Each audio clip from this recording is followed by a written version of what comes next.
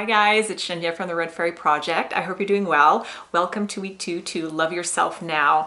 And we're going to learn to love ourselves despite our mistakes. And that is so hard. So unconditional love.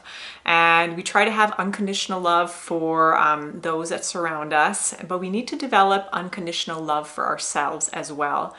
And I have to say, obviously we all make mistakes. I've made a few mistakes in my life. And there's one area in particular, and this is honestly very personal. I'm going to make myself vulnerable. I know there's a lot of people that I know personally that watch these videos, and I think it's not a secret to some of you, but anyways.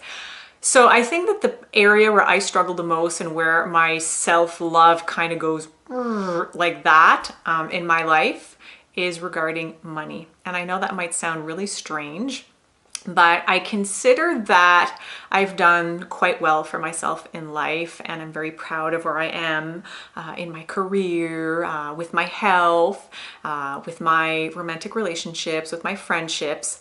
But I've made like a lot of the same mistakes kind of over and over again regarding money. And I'm not going to go into detail because that's not the point.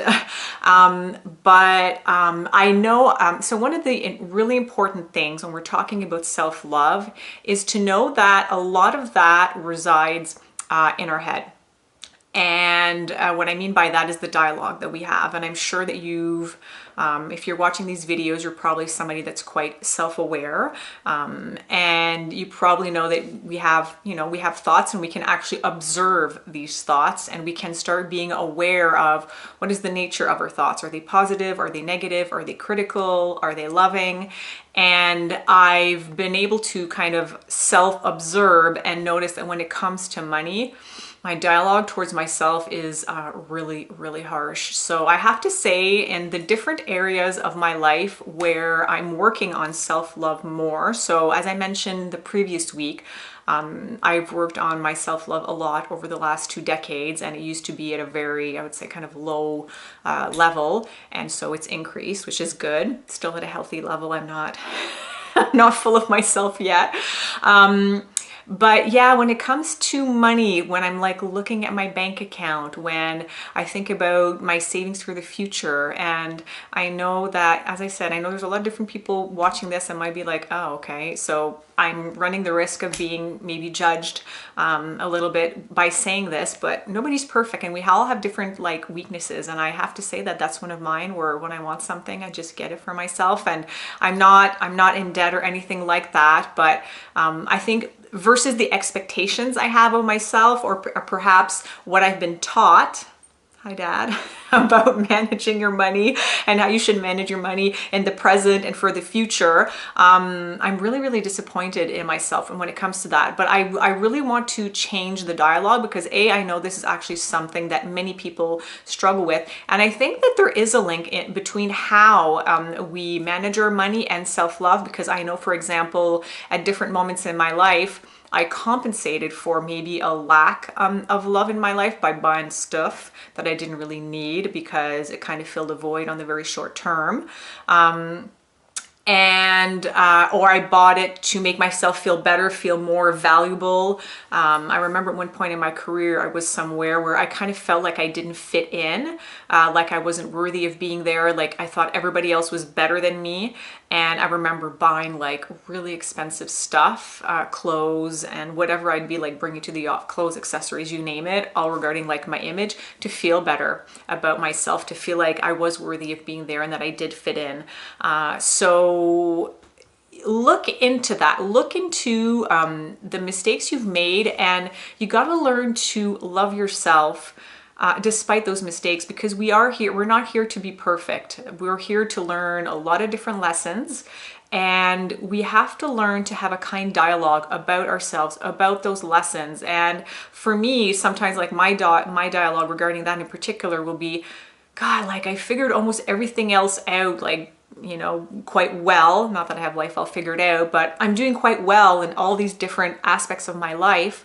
Why is that one still hard? But I think certain things are just ingrained in us, and sometimes it just takes longer to learn, and sometimes we have to make those mistakes a few times, unfortunately. And it might sound very dramatic. It's not even that bad, but once again, I would say it's kind of like where I am versus what my expectations are of myself because of the voice in my head, of what I've been taught. And I need to know that no matter what, unless I'm like stealing money from people, which isn't the case, like, it's okay. I'm worthy. I'm worthy of self-love.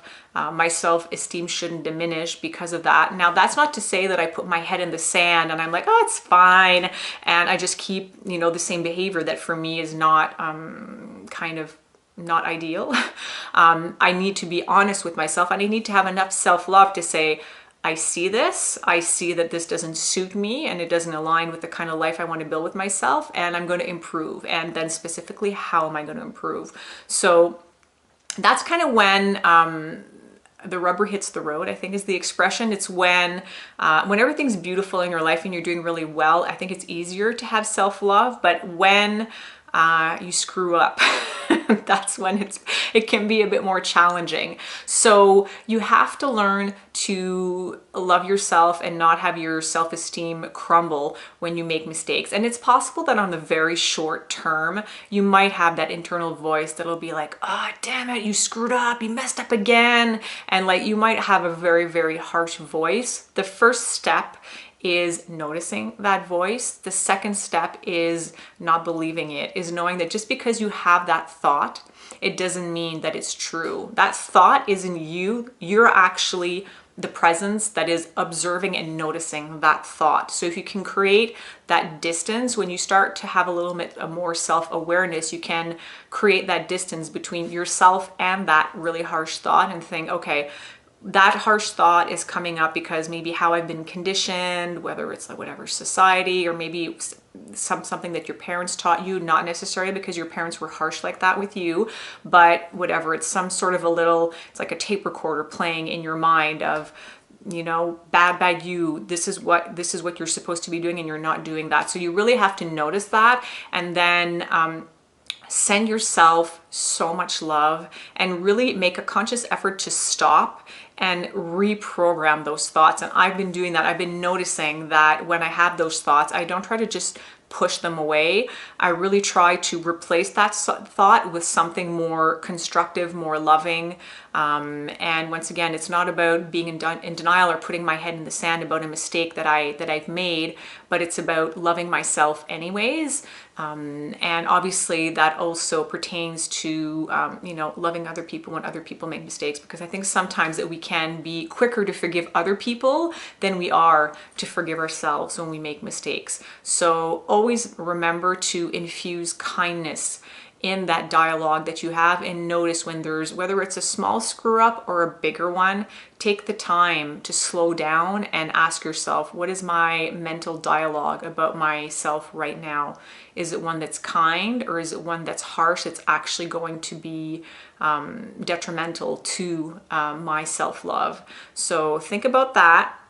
Let that simmer during the week. Jot down, maybe journal a few occasions in the past, maybe where you made mistakes and you were really harsh on yourself, and see how you can maybe change that, either in the present or in the future. So I wish you a wonderful week, and don't forget, you can always reach out on social media, so on Instagram and on Facebook at redfairyproject.com, and I will see you very soon. Love you. Bye.